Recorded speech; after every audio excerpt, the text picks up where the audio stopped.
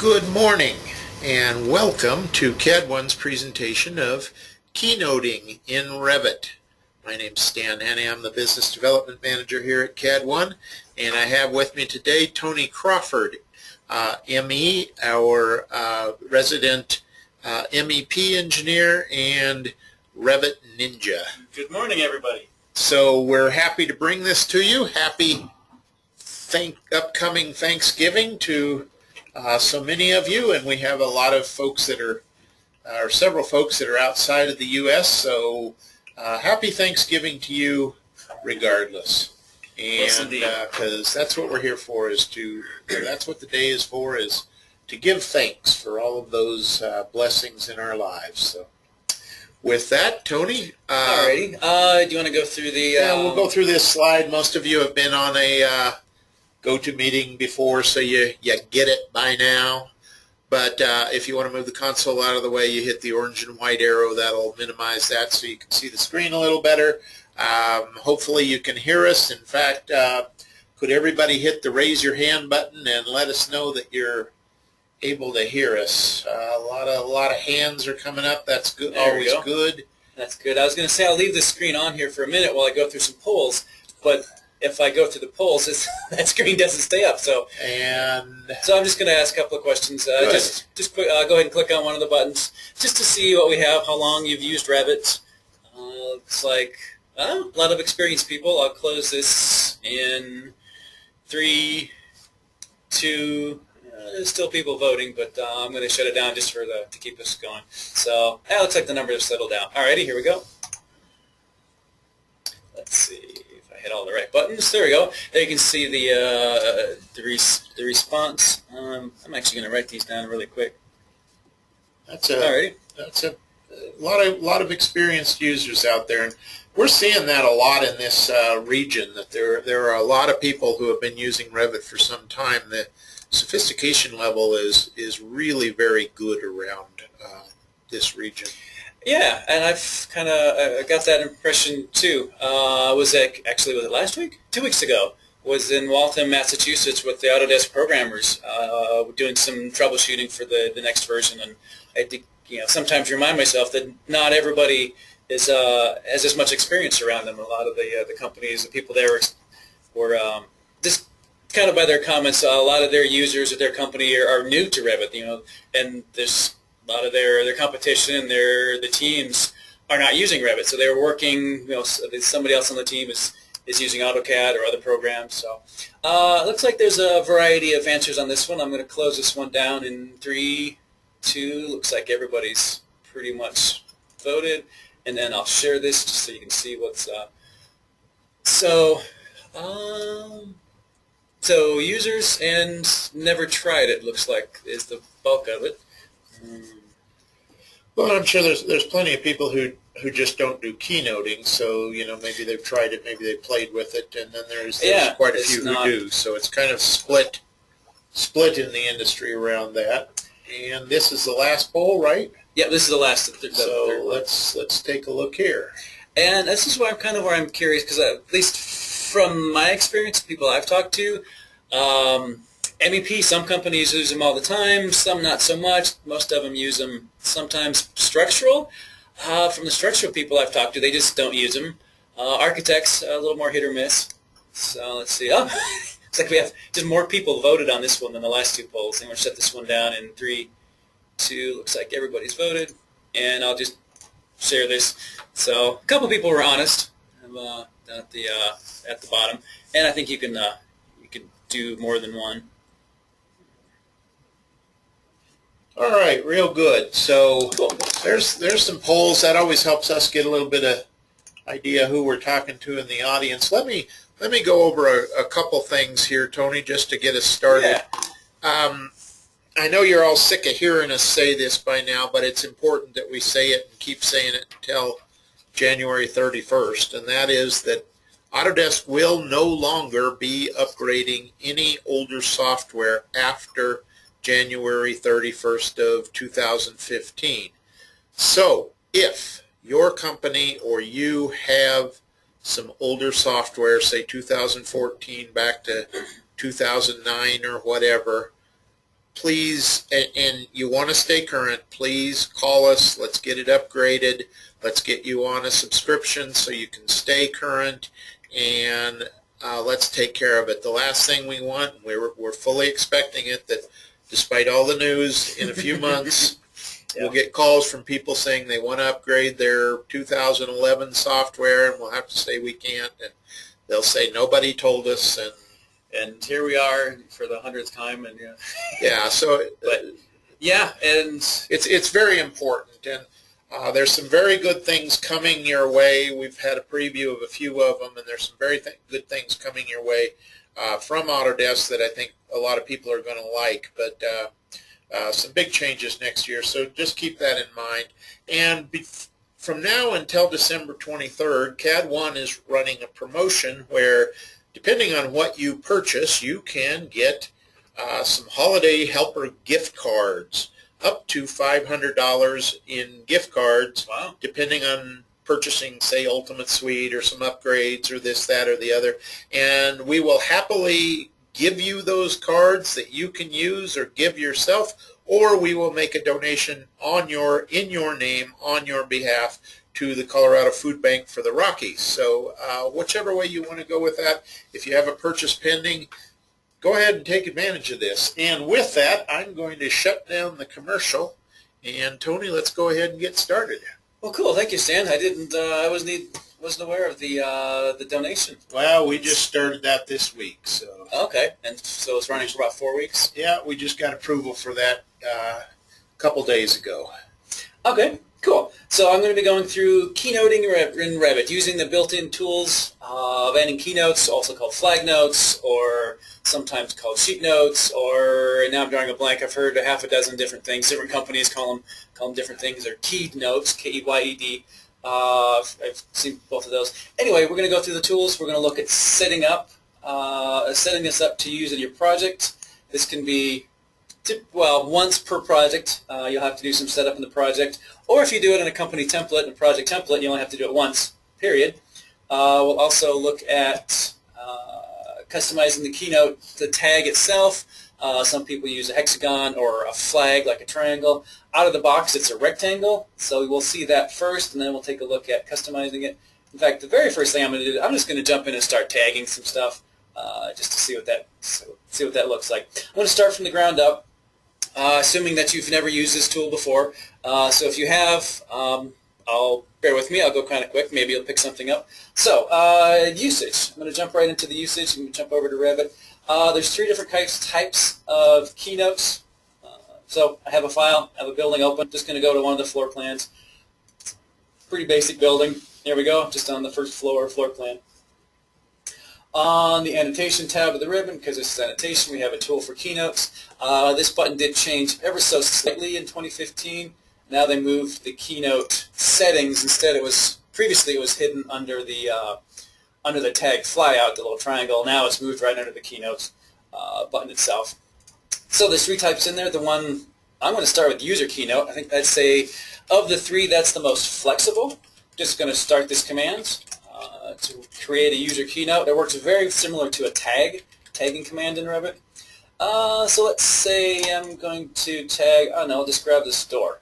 Let's see what we have. I'm going to hover over the door. You can see the door turns blue. Tag it just like another tag. I have a leader on there with a free end.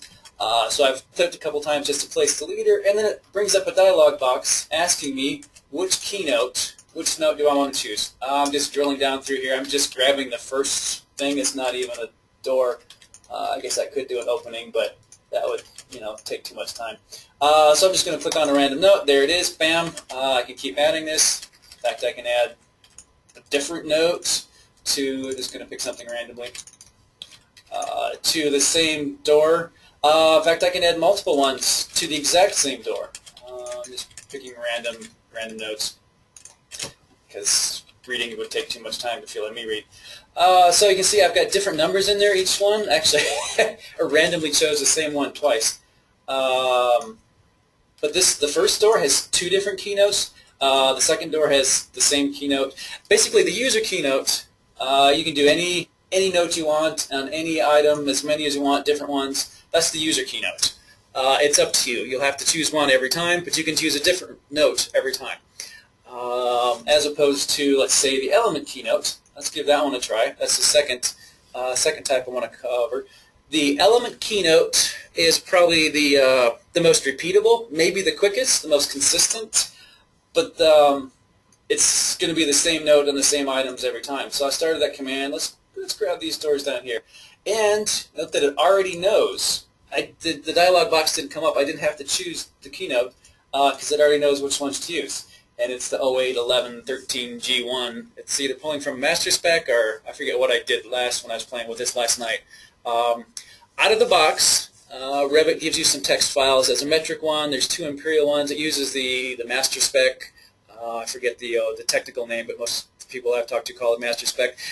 But of the people I've talked to, nobody actually uses that. So we're going to take a look at swapping that out in just a minute. So let's see. Well, I'll point out a couple things. The first one I used was the user keynote. That one you can choose every time. Choose a different keynote, different note for every item every time you run the tool. The element keynote was the second one. That's going to be tied to the element to a type property. Let me run that one again. And if I hover over this door, it knows that's going to be the same. It knows this is going to be the G1. It already knows that. If I hover over, let's see if I have a window. This window, the glazing, the curtain wall, it's already populated with this number. And that's because, so I'm going to cancel out that command for a second. I'm going to take a look at, oh, it's in a linked file. Let me find something that's not in a linked. Well, I can still get to this. Let me take a look at this door. I'm going to select the door, look at its properties. In the type properties for this door is, there it is, a value for the keynote. And this file I happen to have the building itself is linked in, as if I'm a consultant, maybe a mechanical, plumbing, low voltage, whatever. So that's why these values are grayed out, because it's not in my host file. But I can still access those. I can still tag them, even though they're not in my file. And I use values that were already programmed in there, at least on these. Now, would you be tagging something that's not in your host file? Maybe, maybe not. We can take a look at that just in a minute.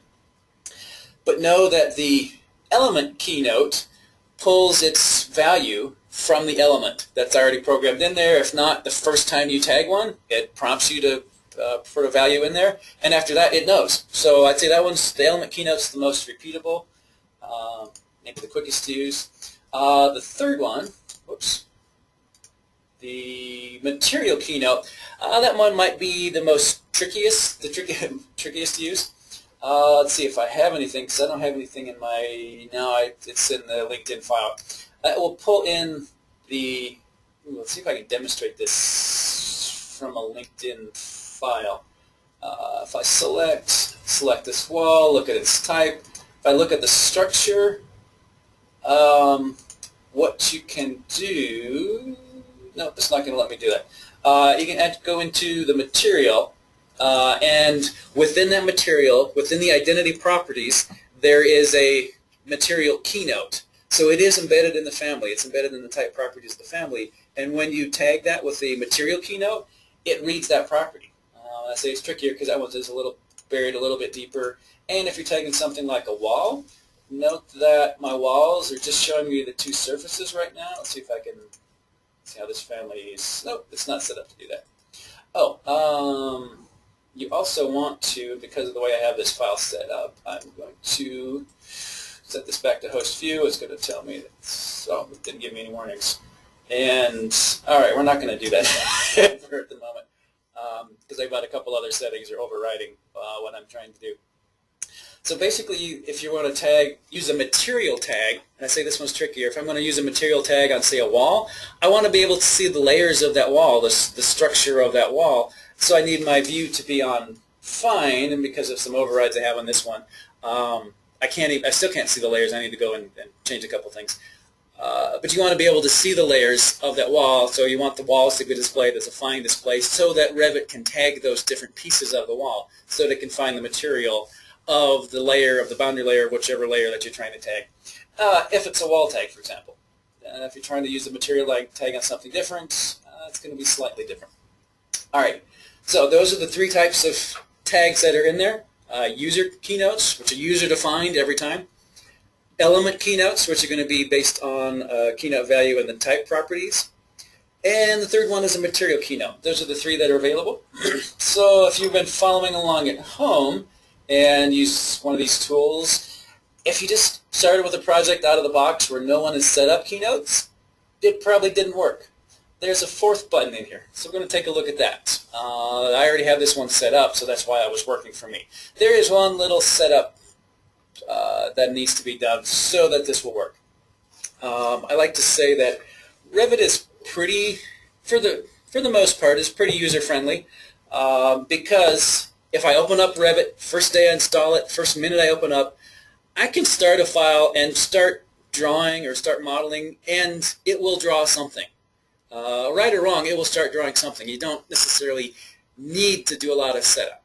Now, if you start the wall command, start drawing a wall, it might not be the wall you want, but at least it will start drawing a wall. If you start using the Keynote tool, annotation, start using the Keynote tool, if I just have an out-of-the-box, first fresh install, haven't changed anything, nothing's customized, if I just start using Keynotes, it will not work, which I think is maybe why it's a little bit daunting. I know the first time that I tried it, it put me off. I'm like, that doesn't make any sense, I'm just going to do something else.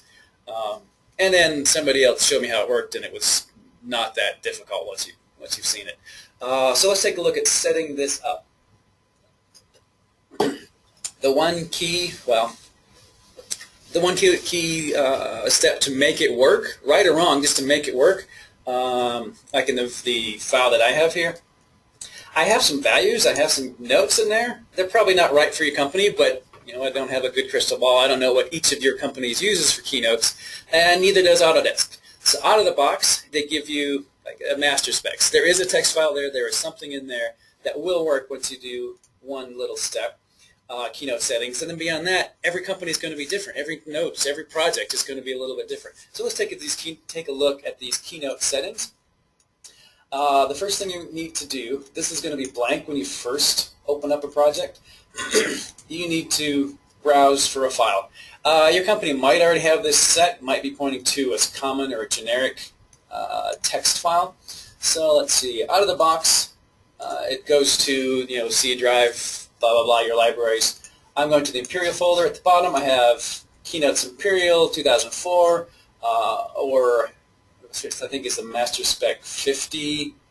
Let's take a look at that. This is what's inside that file. This is the 50 divisions. Wow, that's a big file. So it's a simple text file. I can see I have 48 divisions. Okay. Division 40, blah, blah, blah. I have the different divisions in here, and the numbering, is it rail, it's process integration, concrete. There's a lot of stuff in there. So within Revit, I have these text files to choose from. I have Imperial 1, some Uniformat, 2010 or later, prior to 2004. Basically, there's text files in there. They're not going to be your company's text files. These are some generic ones that Autodesk has in there that's available, but you're going to want to create your own.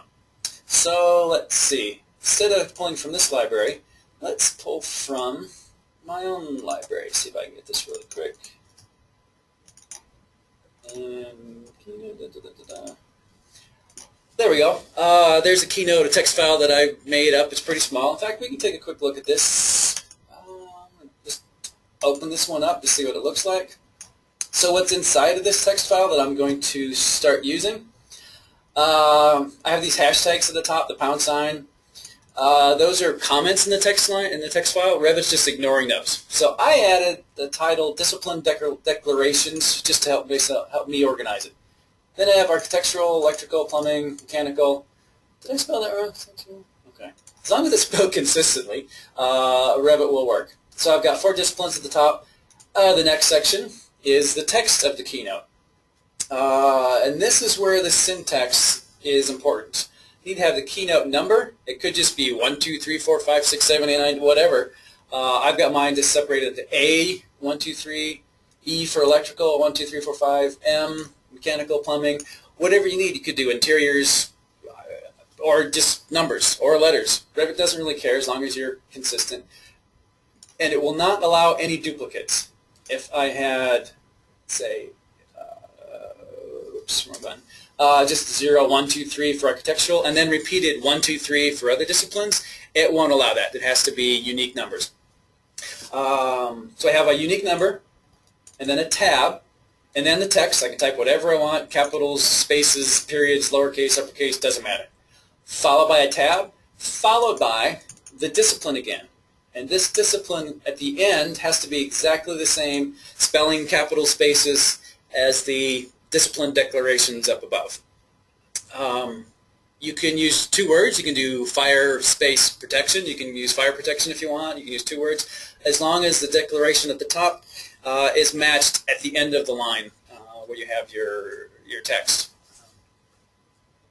That's basically the syntax. The important part is the tabs in between, and that these spelling and capitalization, that these match exactly.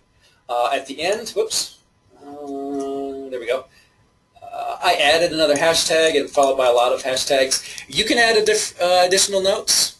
I have another one that has a little bit more in there. I put in a note, this was last updated on this date. You can put in notes to yourself.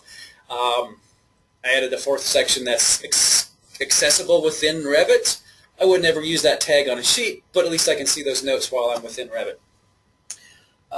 So let's see, that's what's inside of this file. So let's take a look at that. As I choose it, let's open this one, but then I'll come back to that later. So I'm going to choose that one we were just looking at.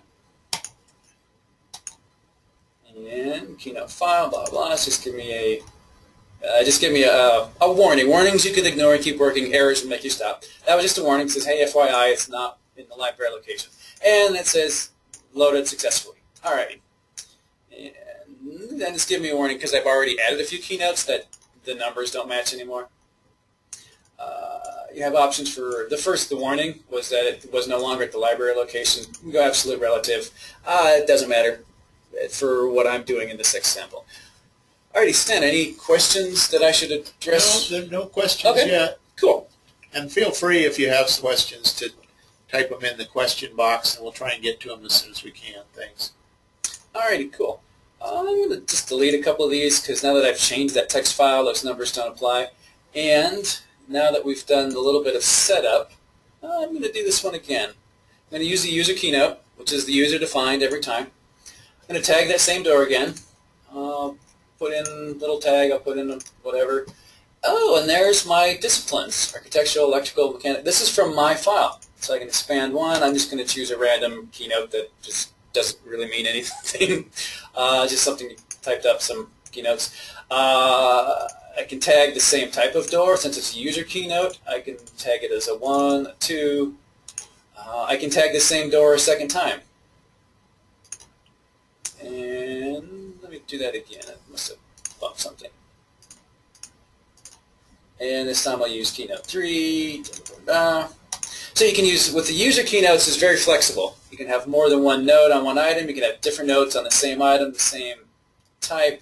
So I've got notes A, 1, 2, and 3 all on what are essentially the same doors. This is a curtain wall single glass is the name of the door, and this is the same family, same type, curtain wall single glass. Alrighty, so I have that on there. Let me do, actually I'm going to delete these because the numbers don't mean anything now. And we'll do the element keynote. Tony, before you go too much further here, Shannon asks, does the text file only relate to the user and element keynote? Yes. Yeah, if I understand that correct question. Yeah, it does not apply to the material keynotes. And then he asks, how would you get rid of the huge space between the leader and the text, which was quite frankly something I was wondering as well. Yeah.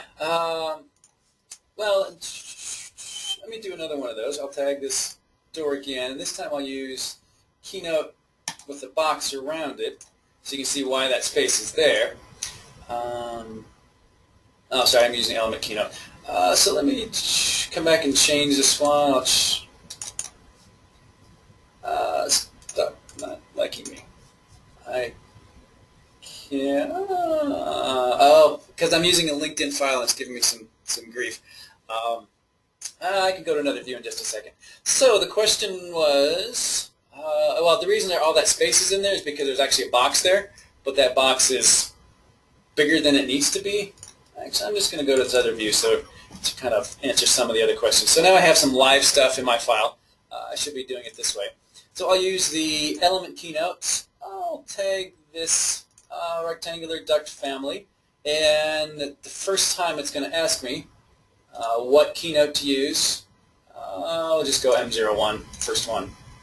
There we go. So now what happens if I tag another duct of the same type, same family, it already knows, I can go over here. This is also going to be an M01. It already knows that once it has the element keynote property assigned to that type, to that family, it's already there. It knows that. So that's why I say this one can be a little faster, and it's very consistent. These are all going to be the same note until you change it. I can either change it by tagging it, I can change it by double-clicking, by selecting on that item, and it gives me another chance. If I change this to M02, watch the other tags. They will now change to M02. When I close that out, I can also select the duct, or whatever the item is, and look at its type properties, and there's that value that I just typed in. It has a keynote value, M02. Anyway, that's how it works. So the question was, well, let me get back to my slides for one moment, and then I'll get to that question. So setting up, we have to give it a text file. By default, it goes to the C drive, program data, etc., etc. You probably want to put your own custom text file with your notes in it, with your keynotes, with your structure, with your information. I would say on the network, at least in the same place as the project, because I'm assuming every project is going to be a little bit different. The notes will be whatever applies to that project. Depends on how you work. So you can browse to your network and put it wherever that project is, and then other people can access that text file and make changes, type things, or maybe not. Maybe you want to be the project manager, the BIM manager is the only person changing that text file, because it is a little bit sensitive. You do have to have the right syntax. You have to have the tabs in there, spell the disciplines correctly. And I have a view on that. I'll leave that on the screen for just a second. The organization of the file, oops, there we go, there's Revit. Let's see if I can find this one.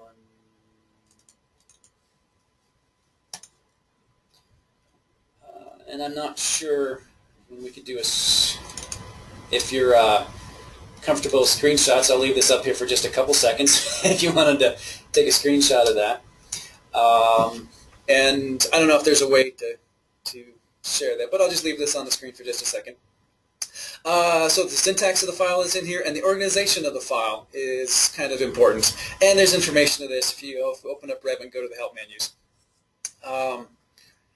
So you can have people in the company contributing to this, typing in the text file, or you might want to have just one or two people working in this file.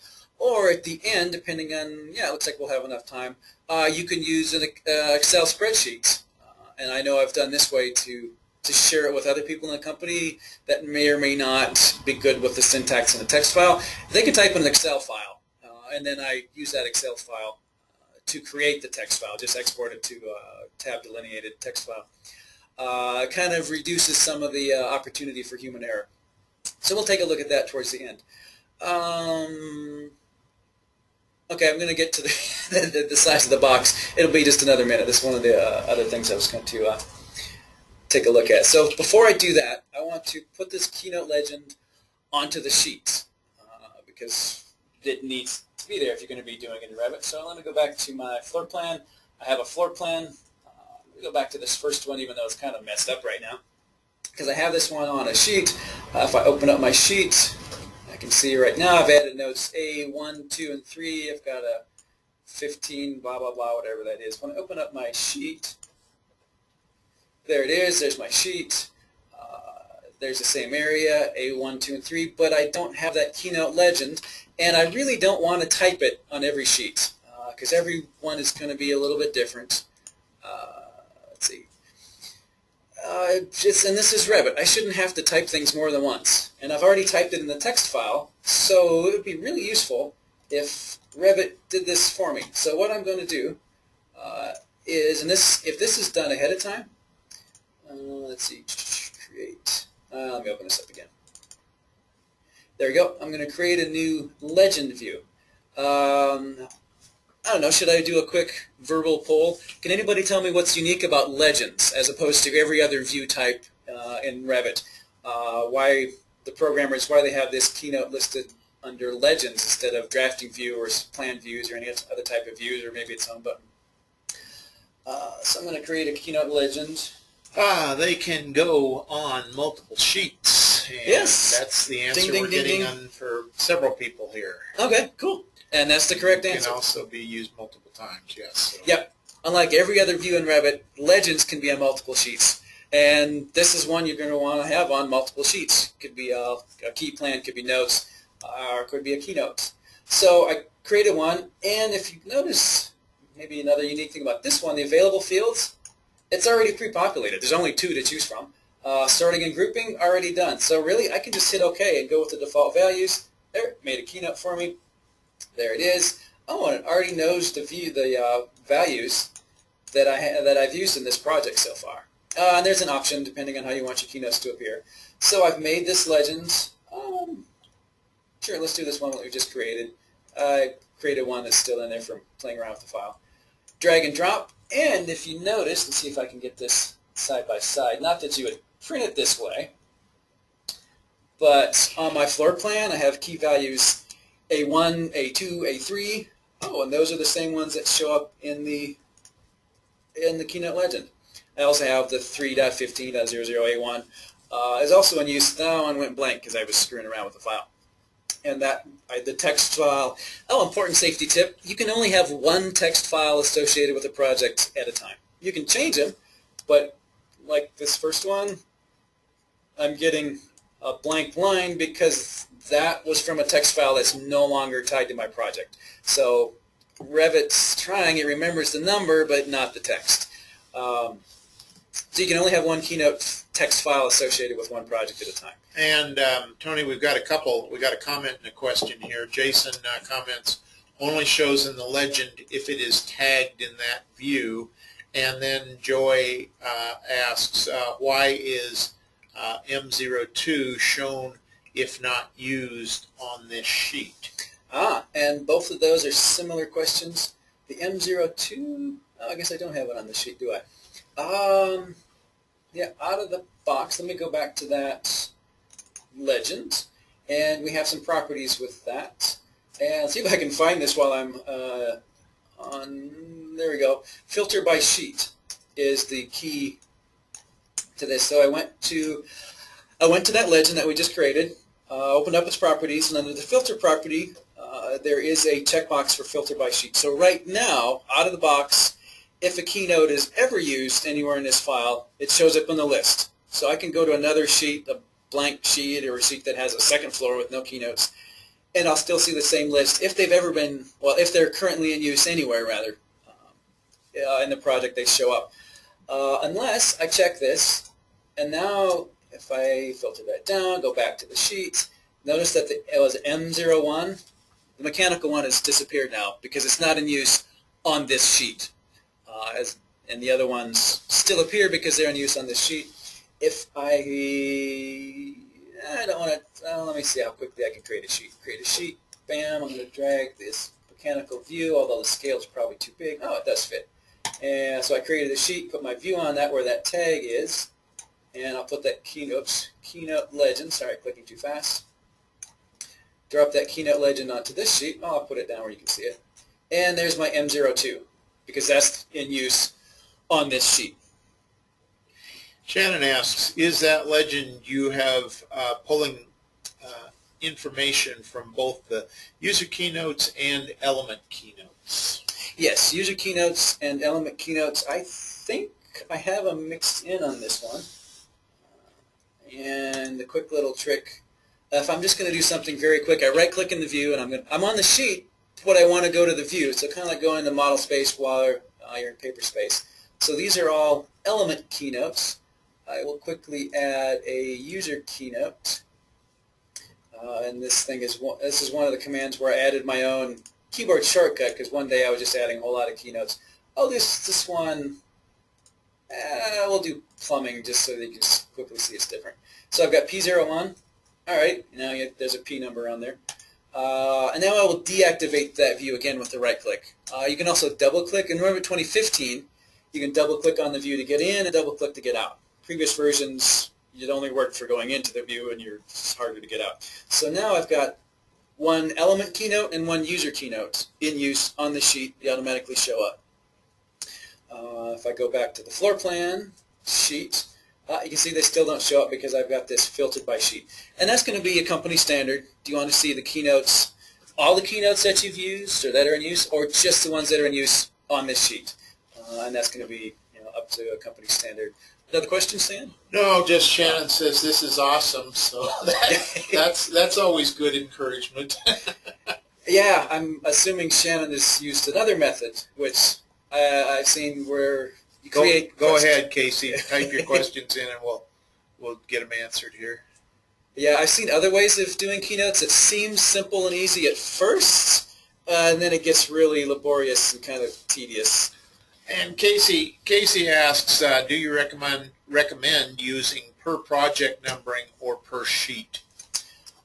Personally, I really like doing it per sheet, but that's going to be a company standard, whatever. Well, I hate to say it, so I probably won't. If your company has always done it that way. Okay. But I hate to say if your company's always done it that way, maybe continue, because I think there's a lot of things that should change. Like, well, we've always just done it that way. Well, yeah, because in 1988, it was easier for AutoCAD to do it that way, and that became the standard. It was driven by the limits of the software then. Now it might be time to revisit it now that if you're switching to Revit, if you're using different software. And Jason comments, per project allows the numbers to be the same throughout the sheets. And that should be true either way. There's another setting, and let's see if I can find it. Oh, yes. Sorry, I'm getting two things, probably confuse things a little bit. There's the numbering method is by keynote or by sheet. And I definitely like the first one, the default out of the box. So what did Jason say? Oh, yeah, per project allows the numbers to be the same throughout the sheets. And the one on the left, numbering method by keynote, that one I think is much easier. So then keynote M01 is always going to be the same text. So I can flip through the sheets and say, well, this keynote affects me when I'm in the field. I'm the guy installing whatever. I can look for all of those keynotes. Whereas the other one, per sheet, every sheet's going to be numbered 1, 2, 3, starts with number 1. Even if, well, number 1 on one sheet could be number 3 on a different sheet, number 10 on another sheet, which made a lot of sense when you were hand drafting on the board, because then I didn't have to check with everyone else to say, was keynote number 12 in use yet? No, it didn't matter. It's my page, it's my sheet. I just start with number 1. But we're not hand drafting anymore. We don't have to keep track of that. We have a computer to keep track of that. So I really recommend doing it, like Jason said, do it by keynote or by project. And let's see. So there's two different ways. I think hopefully I cleared up more than I've confused.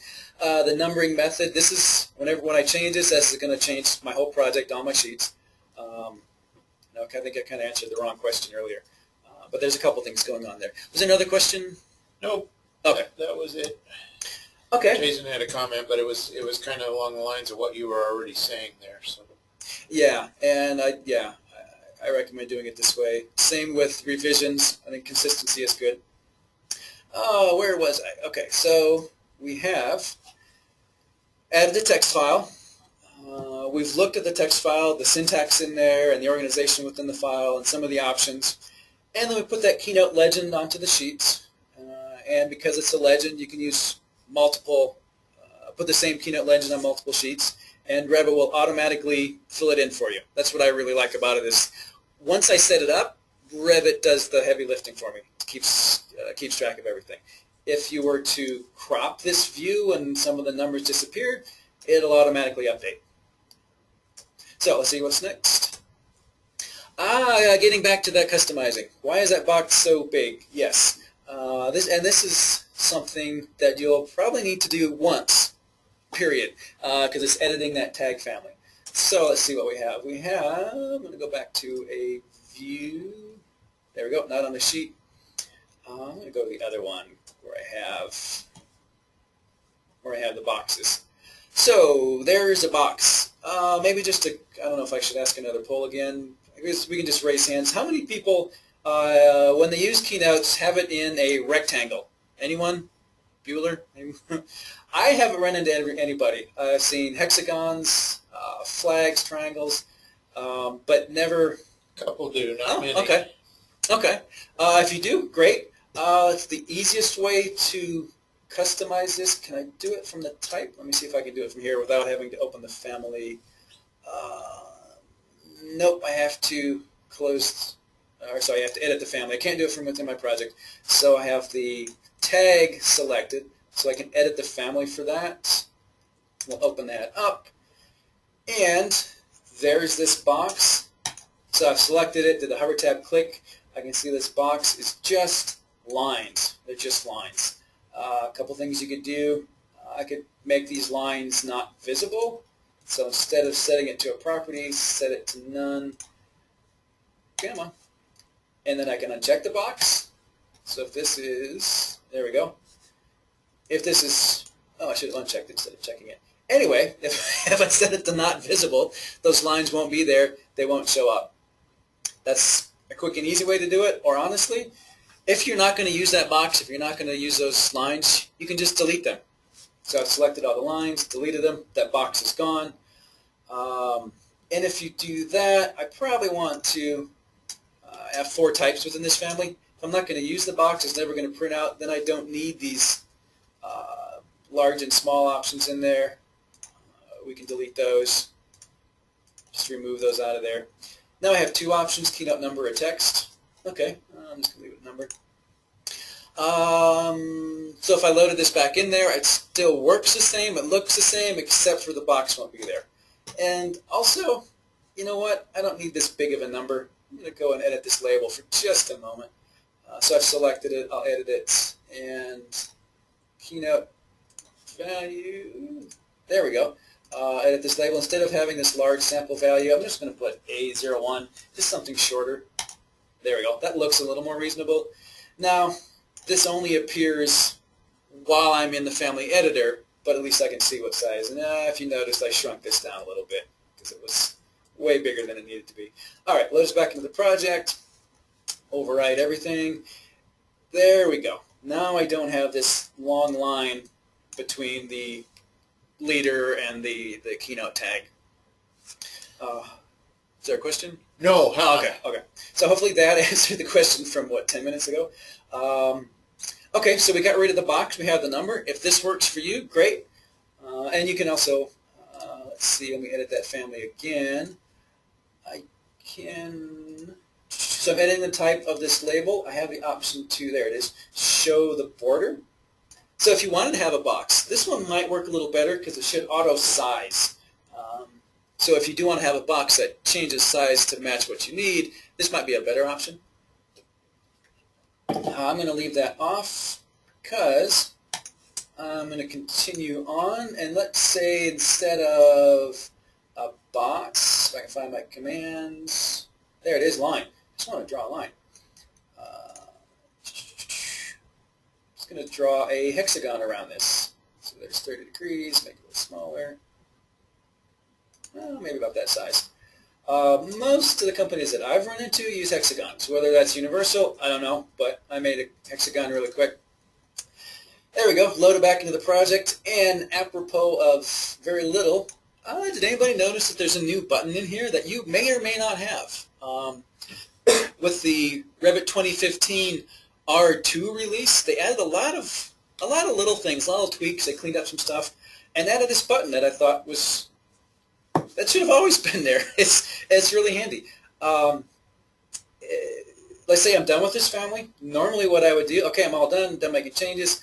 I'm going to save this, which actually I'm not going to do because I don't want to mess up my library. And then load it into the project. Okay, load it into the project. But if I'm done with that family, the next thing I'm going to do is come back, keynote tag, and then close this. So that was some extra steps and clicks. Close it, save it, yes. Instead of, so it just saves me a half dozen clicks, but they're kind of tedious. Instead, I can just load in the project and close it, which is the next thing I'm going to do anyway. So it just saves me some time. Saved me some clicks, saved me some tediousness. So that's a cool little feature. Works, it's in any family. As long as you have Revit R2. If you don't have Revit R2, it's free. It came out in September. Free if you're on subscription. And I think most of our customers are on subscription. Yeah, most are. But yeah, that's how these things will be delivered in the future, is you'll need to be on subscription. So. And I use a hexagon. It looks like Dale uses circles. Jason uses diamonds. Whatever you need. Last time I did this, I drew a circle because it was easier to draw. You don't want to see me draw a hexagon. At least not freehand. Okay, so let's see. We looked at customizing this, and this is a one-time. Once you've got it set up, you're good. You can get rid of the box. You can make an auto box, automatically sizing box if you go into the properties of that label. Or just a custom shape, which could be circles, diamonds, hexagons, flags, triangles. Let's see. Questions on that? Looks like we're good there. Looks like we're clean. Alrighty. Cool. Where are we at on time? So I think I'm just about right. Let's see. Oh, one more thing I should point out that I think I forgot. Go back to the setup. We're talking about the note, the keynote, the text file. When you're in Revit, if you need to make a change, making a change to the text file, architectural, keynote text, let's say add another one. I will add, so I just copied that, A04, tab, new note, whatever, tab, and then I just paste it back in here. So I'll save this file. Okay, so I've got A04, there's a new note in there. I'll be in Revit. I'll tag something, annotate, keynote, user. I'll just tag this. Notice it grabs the right one, architectural. There's no A04 yet. It's not there. If you make a change to the text file, if you add a note, change a note, fix some spelling, you do have to reload that keynote, that text file. And fortunately, once you go to the dialog box, there's one button that just says reload. And it looks like that's the right one. Keynote load successfully. Okay. I'll do another, oops. So I'll do another one keynote. It's a little quicker. Do another keynote. Oh, actually I want to use user keynote so that I can choose it. I'll just tag this one, whatever. Now I have, there's my A04. So you do have to reload the note. Important safety tip. So that it finds the changes to that text file. If that seems a little tedious, let me jump ahead. You have some other options. So if you do make changes, or if you're the designer, the engineer, principal, whoever, is adding keynotes, changing spellings, you can let them change the text file if you don't. If that doesn't seem like a good idea. You can change the text file if that seems tedious. One thing you could do, I'll go kind of just a little quickly. Where's Excel? Oh, Excel's not listed in there. There you go. Watch me spell in front of an audience. I should have this one. You can make a keynote file and just allow them to type in this middle column. That way the syntax doesn't matter. They can type whatever they want. Whatever it is, doesn't matter. As long as this last column is consistent and the first column is unique numbers, you can use that and just export. Actually, let me just do that. I'll just do save as. Save as the file type. Here's the important step. A tab delimited text file. That you can save as your keynote text file, and it reduces a lot of the chance for human error. If you're good with Excel, you can have a text file that each designer can use and link it into a master one, and just have it linked in, and then you only have to open the master one. So if you have different disciplines, interior, exterior, furniture, or whatever, you have some options with that. So just very briefly, that is an option. And there is at least one. I think there's two, but I can only name one. There's probably more than two. Third-party add-ons. No, the one is, I think it's just Keynote Manager. And Jason mentions that there's another one called Easy Keynoter. That's what it was. I've looked at Keynote Manager. The Keynote Manager, I know it's actually a local Colorado guy in the Denver area. I believe he's an architect, but I won't hold that against him. So that was a joke. I have not looked at Easy Keynoter. And there's another one, Keynote Browser. Thank you, Jason. Jason, is that by Kiwi Codes? Just quickly. So there are some, okay, great. It's Kiwi Codes, and I can personally vouch, Kiwi Codes, I can't think of the guy's name, but great customer support. Well, I'm not going to go into that tangent. I submitted a couple crash reports. Just click on the button that crashed. Philip Miller.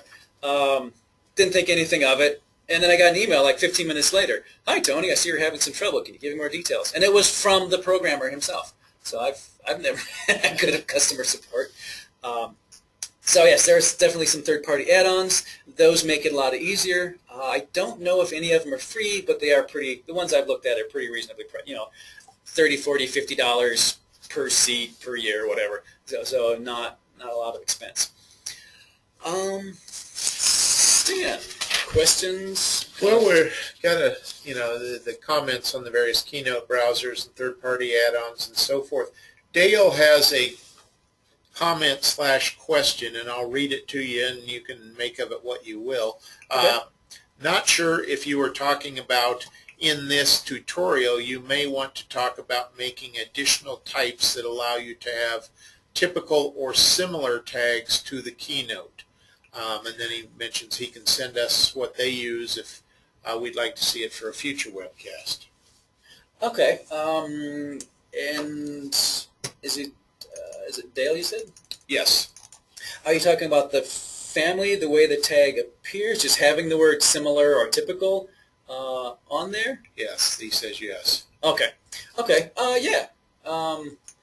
Feel free to send it. I don't know if I'll be revisiting the Keynote topic as a webinar, but yeah, it's up to you. I always love to see.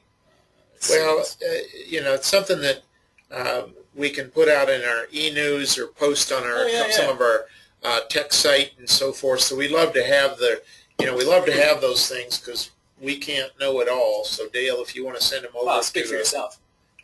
I'm kidding. I'm kidding. tech.support@cad-1.com, and then it'll get over to Tony. Yeah, thank you. And I was tempted to say, I'll post this on my blog, but that would mean I'd have to create a blog to put this one on there, which I might do, but I didn't want to say it because then you'll assume I'll do it within the next, and then you'll have to do it. You expect it to be done within the next 6 months or something. But that is on my list. I started at one point and just got too many things came up. All right, last questions. We've got some, so feel free to type questions if you have more questions. Some events coming up, a couple of webinars, Revit Radio, and Adaptive Components are both coming up in December 11th, right before Christmas, is my next webinar. I'm going to look at Autodesk Recap. If you've ever looked or thought about looking at or heard of Recap or 3D point clouds or laser scanning or photogrammetry, which takes still photos and makes a 3D mesh out of them. Recap, there's a couple of different versions of Recap. There's an online version and there's a desktop version. We're going to take a look at that. In case you haven't heard, Autodesk University that's next week, right? Yeah, that's next week. So it's after Thanksgiving. Wow, it's December almost already. Right. It happens when you get old like me. So AU is coming up. We've got an Autodesk certification day if you want to get Revit certified or even AutoCAD certified, or I don't imagine we have any Civil 3D users. Any product we can get hosted certification. I think the only Revit class in December, kind of winding down, last one for the year, for the calendar year, is Revit Structure coming up. And there's more stuff than just what's on there on the training calendar. Patrick, we have a couple people that will be out at AU working with Dynamo, and I know Juge has been brushing up on it. So, yeah, we'll probably have some things on Dynamo shortly after the first of the year, maybe into February, but we're kind of learning how to make use of it as well as anybody. I think Mackie was going to do something on that early next year too. So, and by the way, congrats on the new job out there, Patrick. Let's see. We do have a few questions that have come in. You want to try and tackle them. Tony, do you know if that certification class is one of those cheap certification days, $35 days, or if it's a... I don't know. Yeah, Steve, they run the certification classes, and you have to go to Gilmore, Gilmore Global's website, and you can sign up there, and they run some certification days that are $35 for the certification test. They run those about once a quarter. Otherwise, it's $125. So, and yeah, those tend to be seasonal. Yeah. They'll run some and then they'll stop. And yeah, don't get me started on that one. We'll leave that one alone. We do that for our customers. There's little or no benefit to us for that. So the certification's great. It's something that's great. Looks great on the resume. It kind of provides standardized. If you need to, especially for a resume, if you're looking for a job, it proves that, yes, here's a third party saying that I'm good at Revit or AutoCAD. It's not just me. Let me jump back in here real quick. There's one question from Joey. Kind of jumping back to the Keynote topic, can you show us an example of using Keynote by sheet? And then we'll wrap up. Yeah, okay. I was going to, there's Revit. Oops. There's Revit. I was going to show there's a parametric. I did not build this. A parametric turkey available online. I think it might have been Autodesk guys. I think it was Revit Clinic. I forget. So yeah, I think they made this with Vasari or Format. I forget. But it's a Revit file, Revit compatible. Keynotes by sheet. Let me do this really quickly. Let's see. That is. So where's my sheet? So I have a sheet open. This will work. There we go. So you can see A01, 02, 03 plus the older one that was there. That's blank. If I set this to be by sheet, then every sheet starts off with number 1, 1, 2, and 3, even if it's a different numbering system.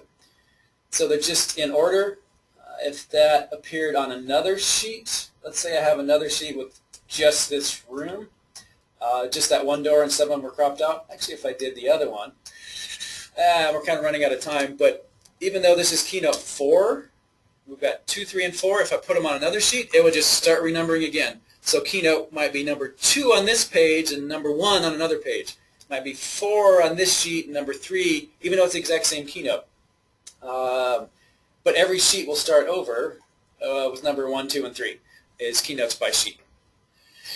All right, folks, thanks very much. Have a happy Thanksgiving, and we will talk to you soon. Bye now. Take care. Bye.